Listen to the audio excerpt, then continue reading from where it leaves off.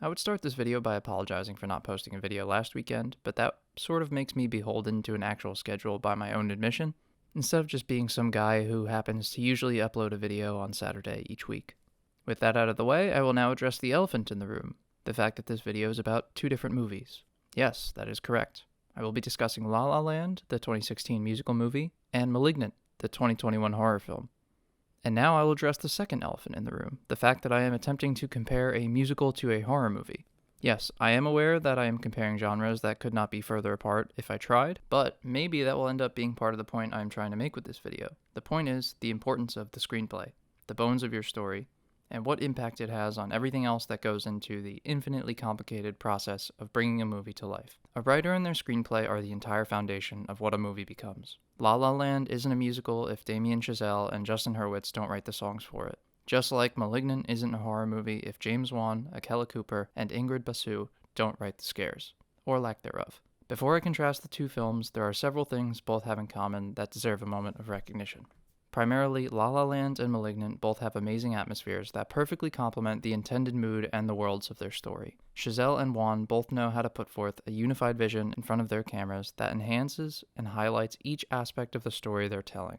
La La Land has fantastical camera movements, bright colors, and lively choreography that brings an extra bit of pizzazz to each moment. From its sweeping ensemble musical numbers to silent profile shots when our main characters have a moment of solitude, there is intentional and effective flair. Malignant shows that Wan is fully capable of giving you the classic dread that every good horror movie should inspire, and makes your eyes glued to some random corridor in a backshot, anxious of what may or may not pop out of it. Locations are eerie and inspired, and it even has some very creative camera work that makes for an enjoyable, if at times distracting, change of pace from the typical shot coverages in a horror film. I also cannot talk about these movies without giving credit to the main actors in each of them. I personally did not find any performance in Malignant to be stellar, but in all honesty, as long as I am not despising a character for being annoying or unbearable, a horror actor is for the most part doing their job pretty well. La La Land has much stronger performances with Ryan Gosling and Emma Stone's chemistry, obviously, and I could talk about them for an hour alone, I'm sure. They each elevate their roles and give performances that make you connect with the classic struggling artist characters they represent, and they're charming while they do it. The scores for each movie are also well composed. La La Land is whimsical, a sort of classic nostalgic feeling that somehow always sounds familiar. Malignant's tracks accent the creepiness and tension of the scary moments of the film very well at times. In summary, nearly everything is competently done and well executed in both of these movies, but one has a great script while the other falls rather flat in comparison. La La Land's script is engaging, well-paced, and consistent. It pulls you into a musical world, makes you engrossed in it, and forces you to connect with Sebastian and Mia through excellent characterization. With a weaker writer, you'd be complaining every time a musical number broke out instead of being charmed by the songs. You'd be rooting for these lovebirds to abandon their dreams and leave LA so the movie can just end instead of hoping that they figure it out. You'd, well, not be able to enjoy a movie that is otherwise incredibly well done. All because of one thing. This is the very same thing that happens to be wrong with Malignant, a movie that tonally is kind of all over the place, largely due to just strange story and writing choices that actively impede your enjoyment of and immersion in the movie. We jump from sci-fi gory action in the first 5 minutes to a haunted house horror in the next 20 minutes. Then we adjust into a sort of mysterious thriller for a half hour, before being something ghostly for another 20 minutes, and finally turning into an action movie for the final act. While directions and performances are consistent and well done throughout every single genre Malignant stampedes through, it is not enough. It is just too poorly written to ever fully buy in and forget you're watching a movie. The opening is just weird. It starts with a metric ton of exposition that is impossible to ignore, and it is not at all shy about it. Pretty much every line is giving you backstory about the creature that is going to be tormenting you throughout the movie, which is a tremendous red flag. It is somewhat commonly accepted that in horror movies, whatever the audience is thinking of is infinitely more terrifying than whatever you're about to put on the screen. A lot of movies become much less scary the moment they show you their monster. Whatever was in your head was way worse. Especially when the movie monster is given the name Gregory at the 4-minute mark. Highly, highly questionable. It just does not make sense to reveal so much to the viewer so early, especially when you're force-feeding it to them. Compare this to something like The Conjuring, also done by James Wan, and it's night and day. You don't know what this unseen terror is, you don't know how it operates, and you don't know when it's coming next. That's the scary part, not the terror itself. So to throw away so much of this opportunity so early is just strange. The second main issue is the completely jarring tonal shifts that occur several times in the movie. I was confused at potentially selecting the wrong movie throughout the opening. Horror movies typically don't blast you with lore, But things settle, and eventually you get some genuinely good scares in horror. An isolated and vulnerable woman in a creepy house is really all you need in the beginning of a scary movie, and that's what you get. And with Wan's competent direction, it is scary. You get some creepy and unsettling moments as the first signs of this entity start to emerge.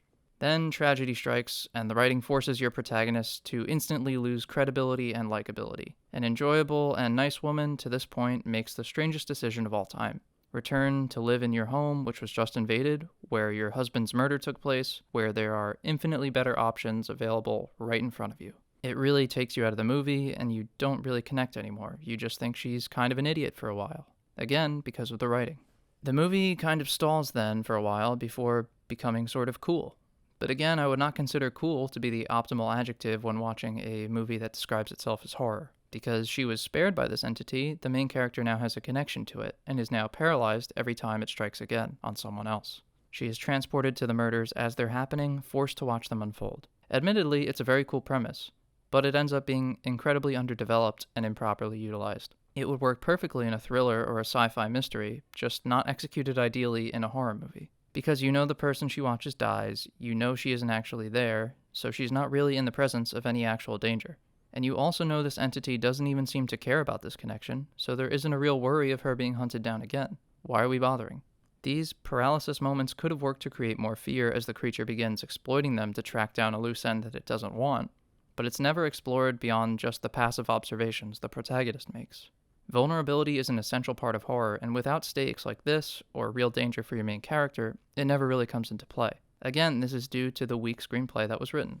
The whole idea of turning your supernatural entity into a serial killer after Act 1 also kind of flops the further it goes along, because you catch killers using the police, and once this barrier to helplessness and vulnerability is thrown in, there is less chance for fear, or at least a fear comparative to what we knew from beforehand. And I would like to clarify, humans and killers can be effective horror antagonists. They just have to be a big threat from the start. The guy with the knife isn't as scary when he's compared to the entity that can walk through walls, possess people, and basically turn them inside out in a moment's notice. You don't bring a knife to a ghost fight. There's no reason to fear something that progressively feels less dangerous. Then the thrilling mystery I mentioned finally unravels, and you're sort of out of ammo because there's still 30 minutes left in your scary movie. We know all the secrets, we know exactly how this threat operates, so it's not even scary anymore, it's not really creepy, and it's not particularly mysterious. It's just an action movie with a gross villain. Which, again, is fine, but not when it's such a step down when compared to the stakes we experienced beforehand. More bodies and more bombastic scenes does not always equate to more tension and dread. Knowing is the worst thing a horror movie viewer can be doing, and Malignant seems to miss this on a fundamental level, as it is an issue present since the words fade in were written on page 1 of its script. Now, Zach, how the does this have anything to do with La La Land? How can you possibly equate the two? Well, I'm about to tell you. When Sebastian and Mia start dancing along the boulevard near the end of the first act, I am not thinking, why the hell is this happening? They're dancing and singing? This makes no sense. I am immersed in these two characters who I have gotten to know up until this point, and enjoying a lovely musical number that fits perfectly in the world I was introduced to back on the freeway when the movie opened. When the main character in Malignant starts mentally teleporting to murder scenes at the end of the first act, I am wondering, what the hell is happening? The room is melting? She's stuck? When did this become a thing? I am wondering this because literally nothing similar to this has happened at any point in the last half hour of the movie. I'm taken out of the film, not ready to go along with the story it is trying to tell or the mood it is trying to create. Now, if the movie opened on our main character experiencing terrifying sleep paralysis and being haunted by apparitions or illusions, and then it comes back in a much more visceral way, I'd be on board. Instead, it opened at a knockoff rendition of Charles Xavier's School for Gifted Youngsters with a staggering amount of backstory and exposition thrown in my face, so I really was not ready for whatever this was. I also wasn't even that interested. Why pay attention and draw myself in when the movie is outright stating everything that is happening? The audience is a pretty forgiving and accepting mistress so long as you don't treat them like idiots. However, you have to establish what you can be forgiven for. You have to let them accept things in accordance with the world you've established. You can't just throw things at the wall and see what sticks.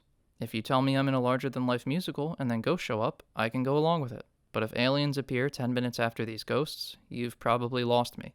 There are only so many tonal shifts you can pull off before they stop being interesting and start becoming a chore. La La Land has a slight tonal shift as it slowly turns from cheery, peppy, down-on-your-luck romance with glitz and glam to a more depressive story about the unlikeliness of success in a cutthroat industry. The glitter fades to dust naturally over time as you journey with these characters through a well-paced and carefully crafted story. So when they arrive at their lowest point, you can't help but feel bad for them. You saw it coming the whole time as they were helpless to stop it. It was inevitable in the story you were being told, and it made sense, so it works. It's very different from the breakneck pacing with genre swaps every 15 minutes where you barely get a chance to pull yourself in that's going on with Malignant. A script full of really interesting ideas and great opportunities is squandered by sloppy execution of the story. Even stellar set design, convincing acting, and great camera work cannot stop you from yelling, "Why would you go to the abandoned hospital alone, without telling anyone, in the middle of the night? Why would you go to the place that this horrible creature was created at, that you know about?" If the writing isn't there, not much can save a movie. But when a script is good, when it's the blueprint for a creative vision that has a chance to succeed, you can lose to Moonlight at the Oscars. So what I would like to be the takeaway from this is that without writing, you really don't have anything. So I think there should be more value given to writing. It's the reason you aren't laughing when a character breaks out into song. It's the reason you're able to stare into a closet behind someone in terror, wondering what's about to come out of it. It's the reason you're able to believe some billionaire war criminal has a change of heart and decides to build a personal mech suit to kill terrorists.